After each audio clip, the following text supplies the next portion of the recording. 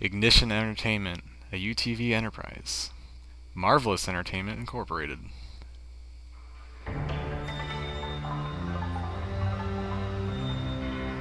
Answer the call of the Demon Blade, thirsting to draw and drink blood.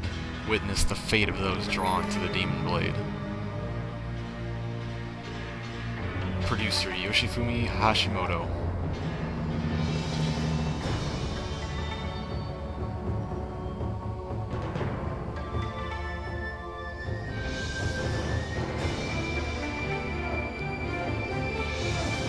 Muramasa, the Demon Blade.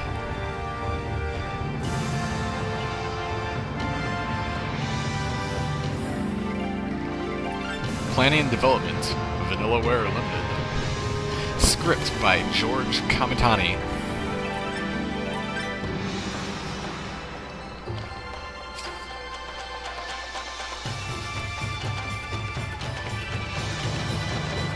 Music and sound effects, Basiscape Corporation Limited. Sound producer, Hitoshi Sakimoto.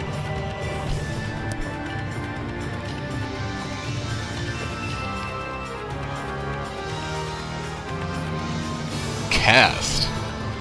Kisuke as Haruyuki Yoshino. Momohime went too fast, I can't read all those names.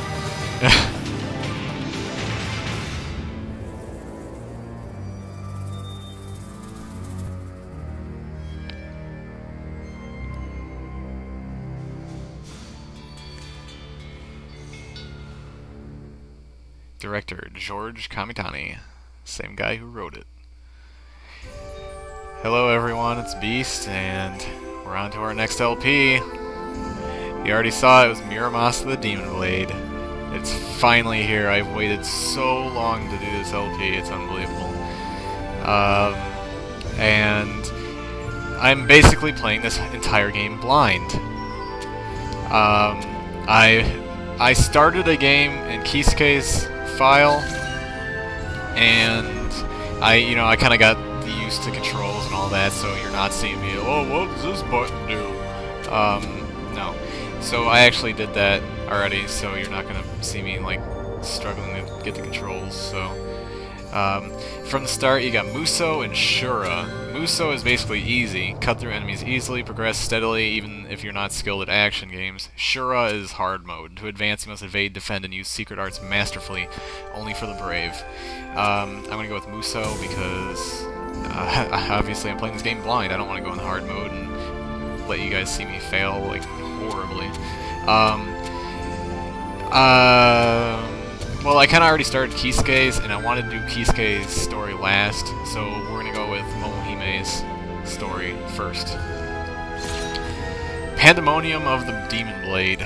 Now, I've never seen any parts of Momohime's story, so...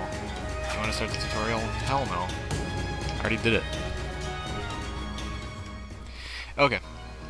Sagami, Mountain Road of Rokoko Kanzai? What was that? I couldn't read it.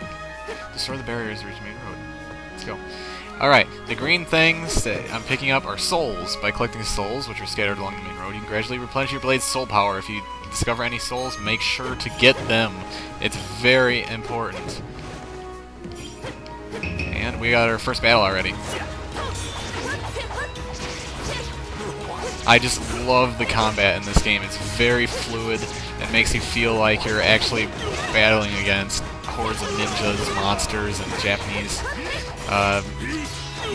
mysteries and oddities. It's a blast to play, and it was hard getting me away from this game when I first opened it out of the box. So...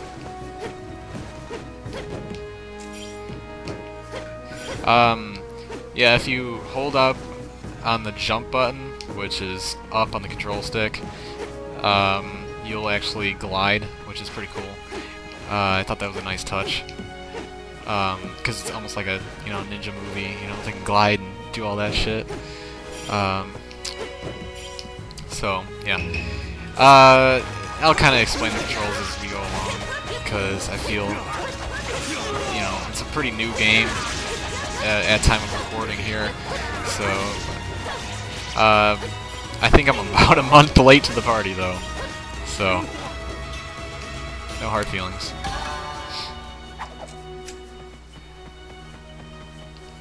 Now, I'm only using one blade at the current time because there's really no point in switching out blades, really.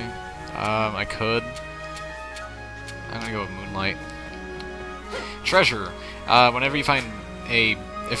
I don't know if you can see that on the recording, but there was an orange box on the mini-map on the center of the screen. Like there's an orange box on the screen.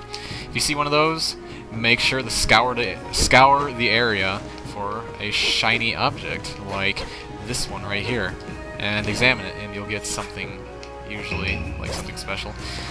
What the hell am I facing? I'm facing like gremlin things. One thing I do kind of wish they did in this game was put a naming system, you know?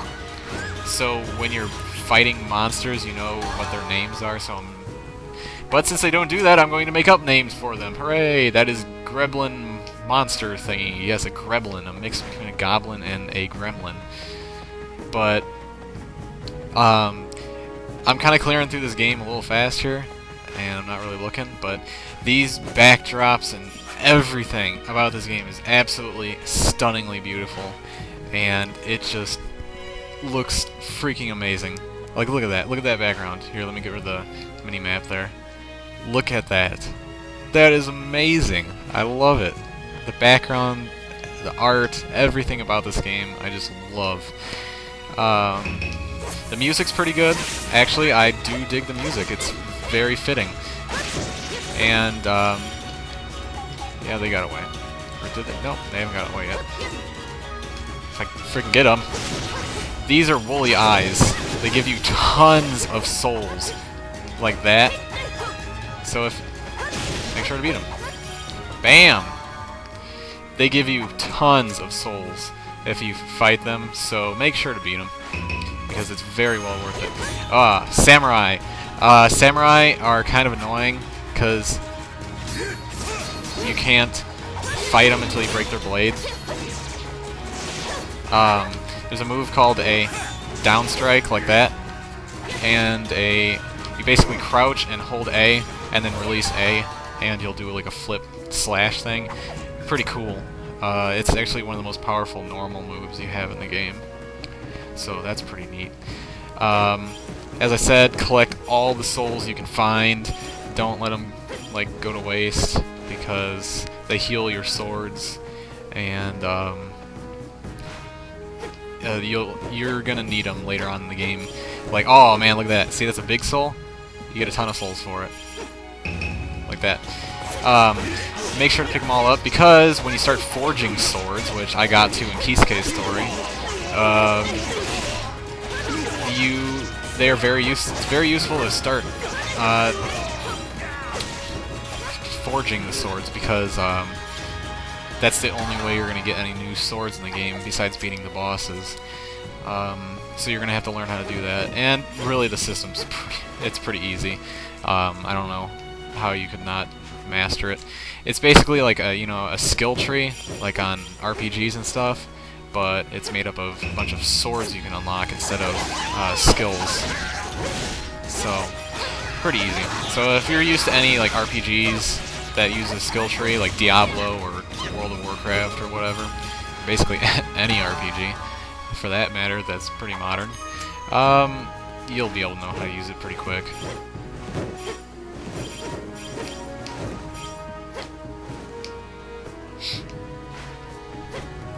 And we got a house here. Let's go in this house. Healing pellet. Nice. Ah, oh, just look at that backdrop. Oh my god. It's awesome. I love it. Healing pellet. That's one thing I forgot to note. On the top right of my screen, I'm flipping through the items I have on inventory. These things will heal you and stuff, like Healing Pellet and Bamboo Flask. Healing Pellets are weaker than Healing Flask, or Bamboo Flask, and you're going to want to use these first. Life bar is up to the top left, next to your experience meter. The experience meter just goes around with what level you're at. Currently I'm at level 1. So there's some sort of, there's some RPG elements added to this game, so I've heard it be called a Metroidvania game, which it most definitely is. There's a bunch of exploring, backtracking, you level up, there's a level up system and all that. See, I just leveled up right there, and now I'm level 2. And when you level up, you're fully healed and your life bar goes up. So, that's always cool. So that's a lot like Castlevania. Checkpoints, these will save your game, obviously, so it's save, because I need to. There's my Kisuke story. I only went in about an hour in, so when I get the Kisuke story, it's not going to be like I know the whole story already. Powerful boss awaits you in the area up ahead. Alright, boss battle. Let's go.